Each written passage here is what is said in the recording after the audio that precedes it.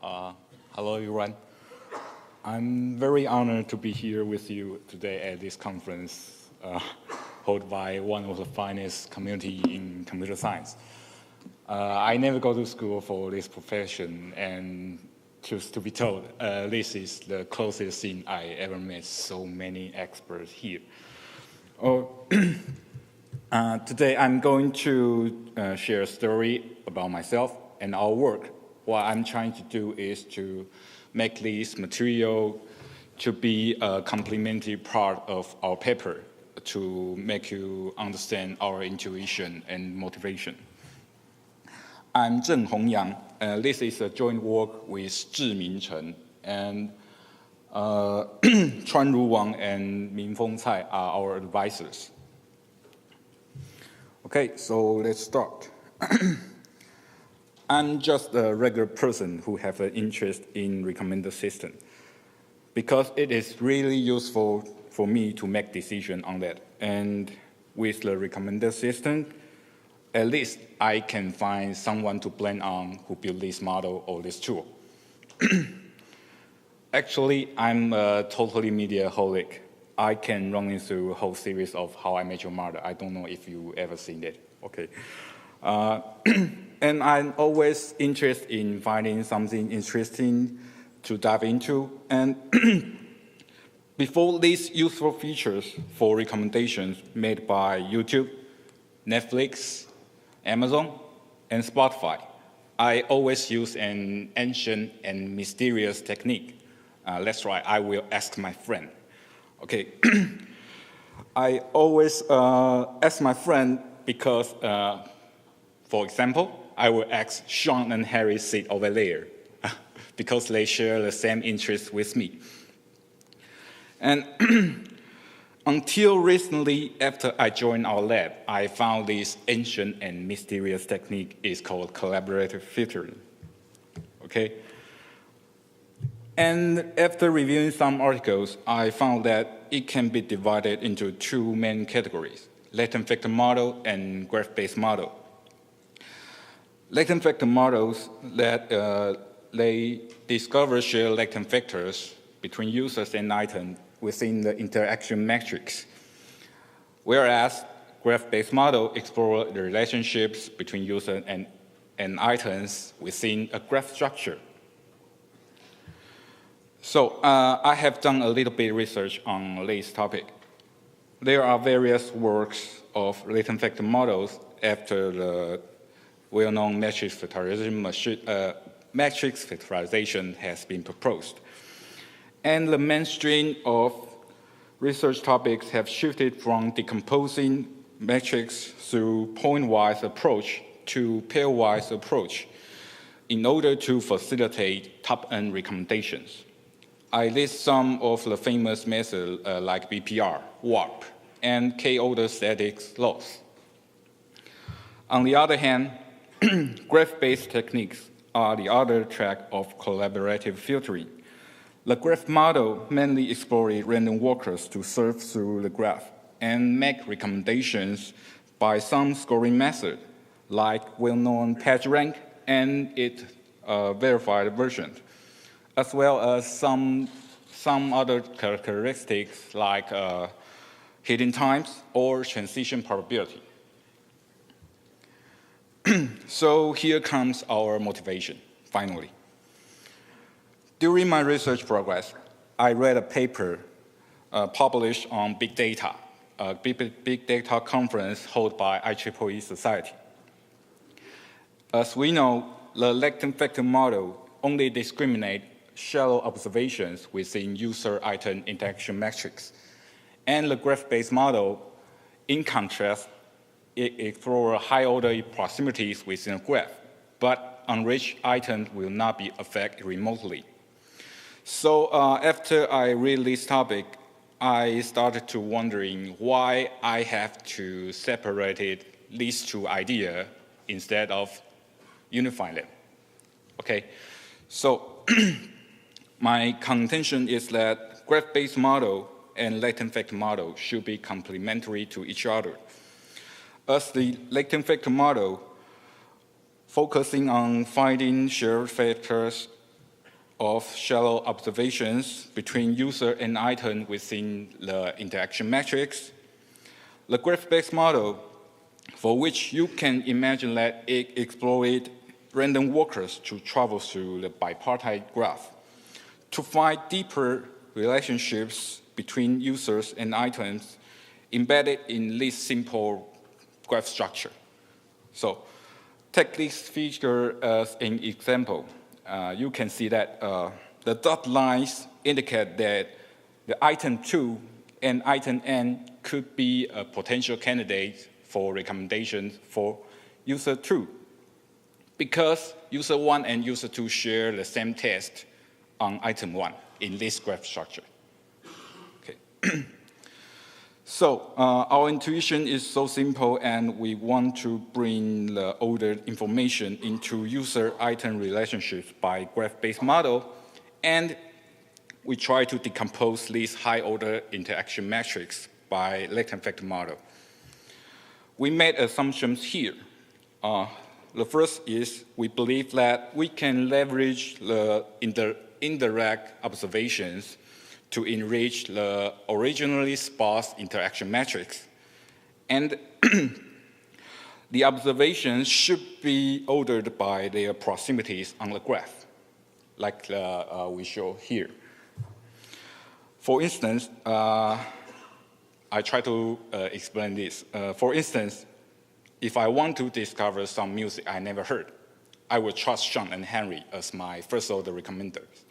But I will lower the confidence level of the recommendations made by their friend. That's the intuition of this work. So the left-hand side is how we transform our intuition into hybrid model composed by aforementioned techniques. We write down the objective function of our hybrid model. Here we modify the pairwise latent factor model, and we apply random walkers to harvest high-order information with respect to each user.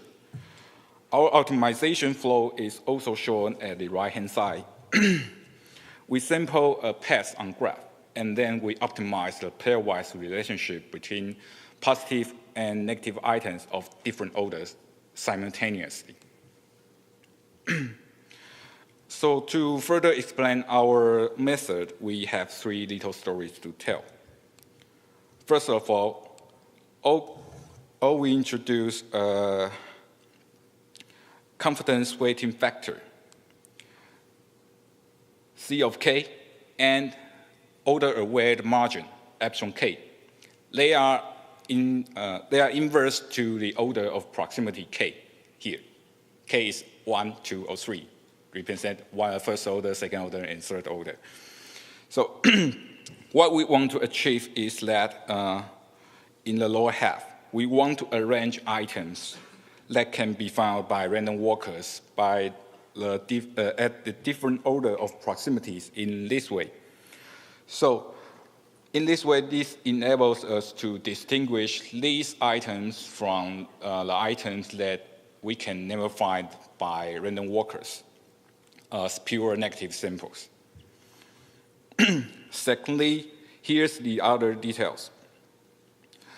The random walk sampling at each step is not uniform. This refers to the previous work published by Christopher. And most random walk passes will be full of low-degree items. That is because nature of power law distribution. We modify the probability of sampling process at each step. That is what we call degree sampling here. We made a weighted sum over negative choice at each step. And finally, the pairwise relationship optimization, it needs a positive instance and negative instance.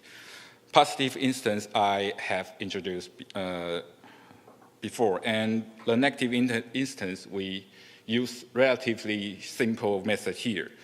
That is because in most cases, users have very few feedbacks to items, so we just treat all items as negative samples because we think that would be relatively safe for most data sets So we conduct our experiment on top-end recommendation problem by implicit feedback settings. Details you can find in our paper. We use common data sets, and we use this data set to try to prove that our method could be generalized enough. We apply common metrics such as precision, recall, and mean average precision at 10 to evaluate our model. And we found that our model has the best result over state-of-the-art techniques, including latent vector models and graph-based models. And we also examine the characteristic of high-order proximity as shown in this figure. Basically, observed from the k-order sensitivity plot, the performance of our proposed method is positive correlated to the order of k.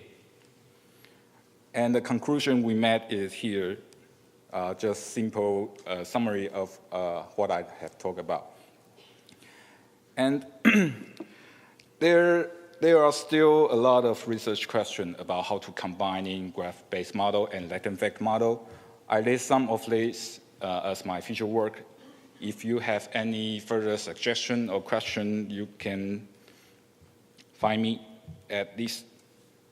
And our method is implemented by the open source project ProNet. You can use this QR code to access it. Thank you. Thank you for your attention.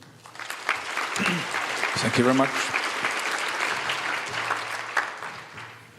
Questions?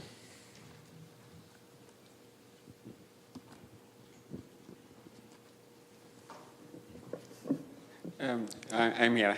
Oh, hi. Okay. I would like to understand, so thank you for the interesting presentation. I would like to understand if, what happens to your method when k is equal to 1.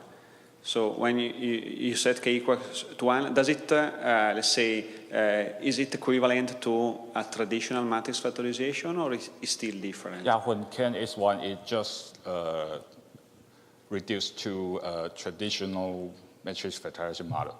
Okay. Yeah. Thanks.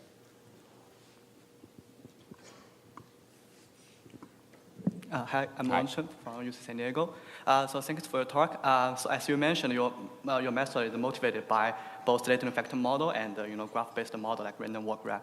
So, but did you compare? You have compared with like MF method, but do you compare with like random walk-based method, like deep work or meta path to VAC or Oh, we haven't compared it with something like we call a graph embedding method, like deep work. Yeah.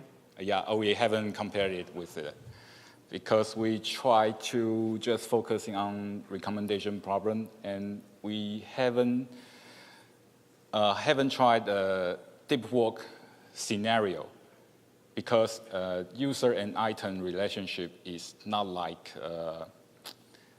the original scenario proposed in or used in deep work algorithm. We have to use query-based recommendation to facilitate recommendation if we use deep work. I hope this answers your question. Okay, thank you. Maybe we can discuss it later.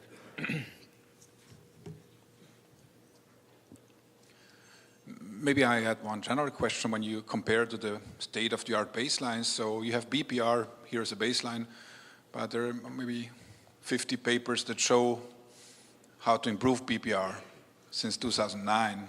So how did you do the search for the baseline? What's the state-of-the-art? What was your strategy to find the baselines?